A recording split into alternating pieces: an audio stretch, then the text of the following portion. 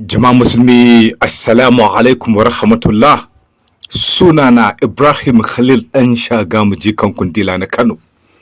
Jama'a, waɗannan mutane da kuke gani sojoji ne da 'yan sanda da jami'an tsaro waɗanda suke hana satar mutane.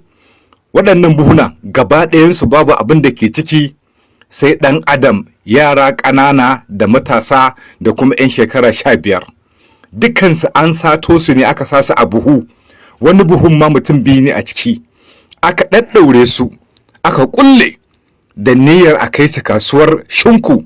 Ga yana ana buɗewa, kowa ya sa ido ya kalla, gashi ana buɗewa. Me za ku gani?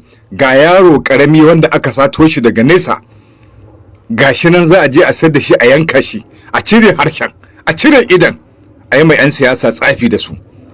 La ilaha illa anta subhanaka inni kuntu minaz zalimin. Ko kalli dan jariri, Allahu akbar, Allahu akbar. Ko kalli yaron da aka fito da shi a cikin buhu, rashin numfashi ma ya sai sa yaron ya mutu. La ilaha illa anta subhanaka inni kuntu minaz zalimin. Wannan haka ake rayuwa, haka ake kuɗi, da haka kuma ake mulki. Shi sa Bature ya ce behind every great fortune there is a crime. Duk inda kaga arziki na gaggawa an kauce mu hanya. Karkace sai kai kuɗi na bala'i, karkace sai kai mahaukacin kuɗi. Ga yadda ake, sai ka sha jinin mutane, sai an muka farfesu da nuna 'yan mata. Ko kalli wannan buhun, yara biyu ne a ciki ƙanana, dan Muhammadu Rasulullahi. Kashe su fa za a je a yi, yanka su za a je a yi, kuma a yi farfesun su dan masu kuɗi a musu tsafi da shi.